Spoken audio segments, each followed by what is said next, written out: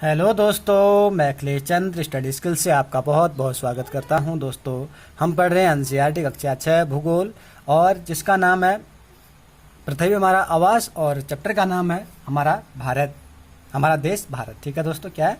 हमारा देश भारत। तो दोस्तों चलिए हम अपने टॉपिक को शुरू करते हैं, और टॉपिक को शुरू करने से पहले आपने कहना चाहता हूँ कि मेरे चैनल को लाइक, शेयर और सब्सक्राइब जरूर कीजिएगा। तो चलिए दोस्तों अपने टॉपिक पे हम चलते हैं।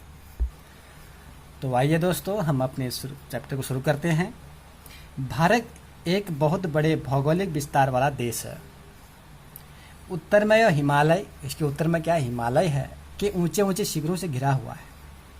पश्चिम में अरब सागर है, इसके पूर्व में बंगाली खाड़ी है, तथा इस प्रकार देखिएगा हमारा ये पूरब हो गया, ये पश्चिम हो गया। ठीक है, इसके पूर्व में क्या है? बंगाली खाड़ी है, यहाँ पर क्या है? अरब, पश्चिम में क्या है? अरब सागर है। ठीक है दोस्तों, पश्चिम में अरब सागर, पूर्व में बंगाली खाड़ी तथा दक्षिण में हिंद महासागर। अब नीचे की यहाँ भारत, यहाँ नीचे देखेंगे तो क्या है? हिंद महासागर है। प्रायद्वीपों के तट पर लहराते हैं, तटों पर वो लहराते हुए। भारत का क्षेत्रफल 32.8 लाख वर्ग किलोमीटर है। कश्मीर से लेकर दक्षिण में कन्याकुमारी तक, ठीक है, उत्तर में कश्मीर से लेकर दक्षिण में कन्याकुमारी तक इसका विस्तार लगभग 3200 किलोमीटर है, तथा पूर्व में अरुणाचल प्रदेश से लेकर कच्छ तक, ठीक है, पूर्व में अरुणाचल प्रदेश से लेकर पश्चिम में कच्छ तक उसका विस्तार कितना है? 2900 किलोमीटर है। ऊंचे ऊंचे पर्वतों, ठीक, भारतीय मरुस्थल, उत्तरी मैदान, असमान भिन्न पठारी सतह, तटीय भाग एवं द्वीप समूह स्थल रूपों की भिन्नता को दर्शाते हैं।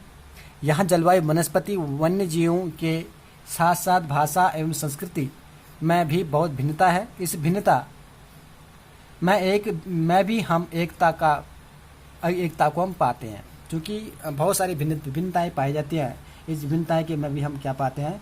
एकता को पाते हैं, जो हमारी परंपराओं में दिखती है। यही कारण है कि हम एक राष्ट्र में बंधे हुए हैं, यही कारण है कि हम एक राष्ट्र में बंधे हुए हैं। ठीक, अब देखो दोस्तों, हमने प्रायद्वीप पहले भी कहा था कि प्रायद्वीप किसे कहते हैं, महाद्वीप किसे कहते हैं। तो आप एक बार और देख लीजिए, प्रायद्वीप किसे कहते हैं? स्थल का वह भाग जो तीन तरफ से जल से घिरा होता है। जो स्थल का वह भाग जो तीन तरफ से जल से घिरा होगा उसे हम प्रायद्वीप कहते हैं, और जो चार तरफ से घिरा होगा वो उसको हम द्वीप कहते हैं। ठीक है दोस्तों, चलिए अब हम भारत की स्थिति को देखते हैं, कहाँ कैसा क्या है। भारत उत्तरी गोलार्ध में स्थित है। कर्क रेखा 23.5 डिग्री उत्तर में देश के लगभग मध्य भाग से होकर गुजरती है। ठीक है, यह देश के मध्य भाग से गुजरती है। ठीक है, यहाँ से हमारा गुजरात से लेके वहाँ मिजोरम, ठीक, के लगभग मध्य भाग से होकर गुजरती है। दक्षिण में उत्तर की ओर भारत की मुख्य भूमि का विस्तार 8 डिग्री 4 मिनट, ठीक है।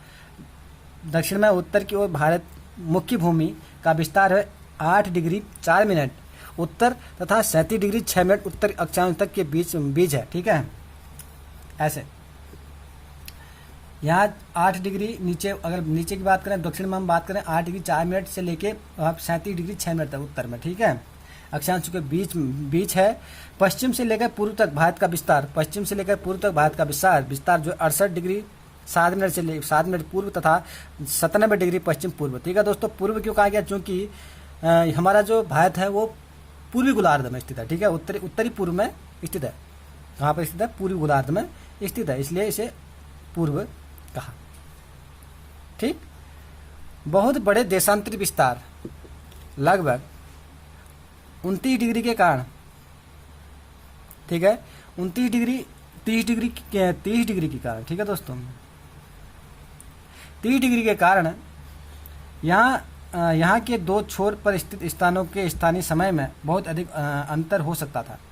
इस तरह की दूरी पर स्थित दो स्थानों के बीच समय का अंतर लगभग 2 घंटे का होगा। ठीक है, 2 घंटे का होता है। ठीक है, अगर अरुणाचल प्रदेश में और सूर्योदय, हमारा सूर्योदय यहाँ पे 5 बजे होता है, तो गुहार मोता गुजरात में, पश्चिम में गुजरात में हमारा 7 बजे सूर्योदय होगा। ठीक है दोस्तों, चूंकि 2 घंटे का फर्क है।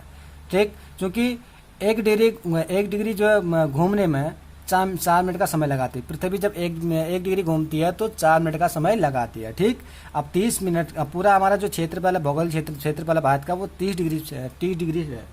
ठीक है, 30 डिग्री है तो कितना होगा, 15 डिग्री में एक घंटा होता है ना। अब यहाँ 30 डिग्री है तो 2 घंटे का अंतर हो गया। ठीक है दोस्तों, चलिए आगे बढ़ते हैं। बड़े देश जिसका विस्तार पूर्व से पश्चिम की ओर बहुत अधिक होता है, वहाँ पूरे देश का मानक समय एक नहीं होता है। संयुक्त राज्य अमेरिका में 7 मानक समय है एवं कनाडा में 6 मानक समय है। ठीक, रूस के 11 मानक समय हैं। रूस में कितने? 11 मानक समय। अमेरिका में 7, कनाडा में 6 मानक समय हैं। ठीक है दोस्तों, चलिए अब बात करते हैं भारत के पड़ोसी देशों के बारे में। ठीक, 7 देशों की स्थलीय सीमाएं जिसकी इसकी सीमाओं से जुड़ी हुई है। ठीक है दोस्तों, क्या है? भारत 7 देशों के भारत जो है 7 देशों के साथ स्थलीय सीमाएं जुड़ी हुई है। इनमें से कौन कौन देश हैं जिनकी सीमाएं समुद्र से नहीं जुड़ी है? दक्षिण में समुद्र में स्थित द्वीप श्रीलंका तथा मालदीव हमारे पड़ोसी देश है। ठीक है दोस्तों, दक्षिण में समुद्र में स्थित 2 द्वीप हैं। ठीक है, दक्षिण में जो हमारे जो पड़ोसी द्वीप हैं, देश हैं, वो कौन कौन से हैं? मालदीव और श्रीलंका पड़ोसी हैं। पाक जल संधि भारत को श्रीलंका से अलग करती है दोस्तों। ठीक है, ये देख लीजिए आप, ये जो यहाँ पर एक ये रेखा होती है ना, इसे हम कहते हैं पाक जल संधि। किस जल संधि कारण होती है? ये पाक जल संधि से ये हमारा जो है श्रीलंका को अलग करती है, भारत से अलग करती है। ठीक है, पाक जल संधि। ठीक है दोस्तों, चलिए आगे बढ़ते हैं। राजनीतिक एवं प्रशासनिक के बारे में बात करेंगे। भारत के मैप में भारत एक विशाल देश है। ठीक है दोस्तों, भारत क्या एक विशाल देश है। प्रशासनिक क्रियाकलापों के लिए देश को 28 राज्यों एवं 9 केंद्र शासित प्रदेशों में बांटा गया है। ठीक है दोस्तों, 28 राज्यों एवं 9 केंद्र शासित प्रदेशों में बांटा गया है। दिल्ली भारत की राजधानी है। राज्यों का निर्माण मुख्यतः भाषाओं के आधार पर हुआ है।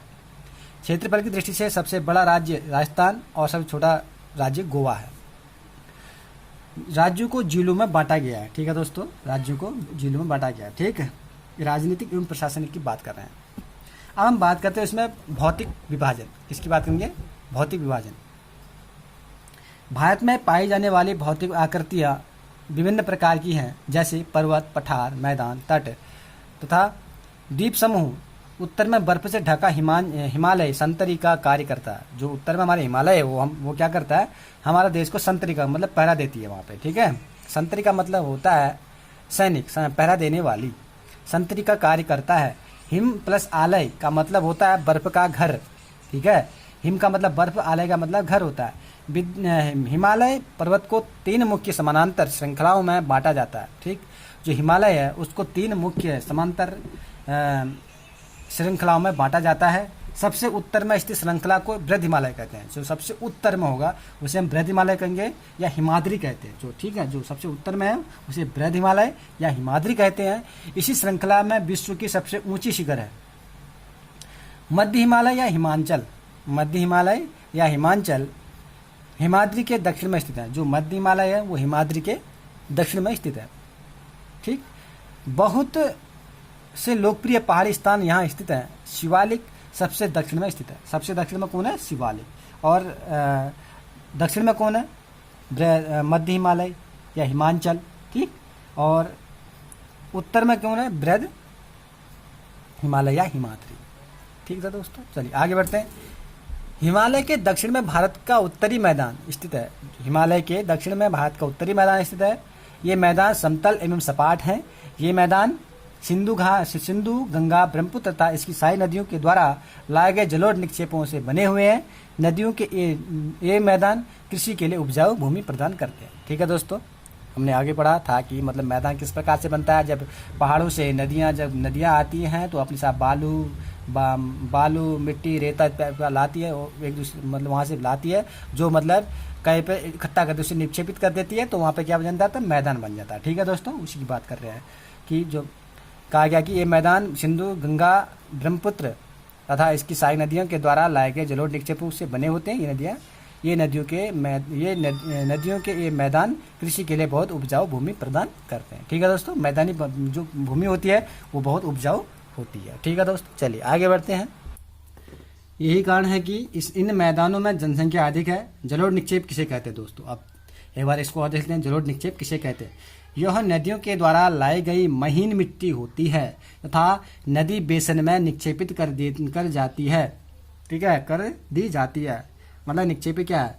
यह नदियों के द्वारा लाई गई महीन मिट्टी है। ठीक है, हमने अभी बोला कि जब सहायक नदियाँ, जब सिंधु, गंगा, ब्रह्मपुत्र की जो सहायक नदियाँ जब अपने साथ महीन मिट्टी उसमें जो है पत्थर इत्यादि सब लाती है तो क्या करती है?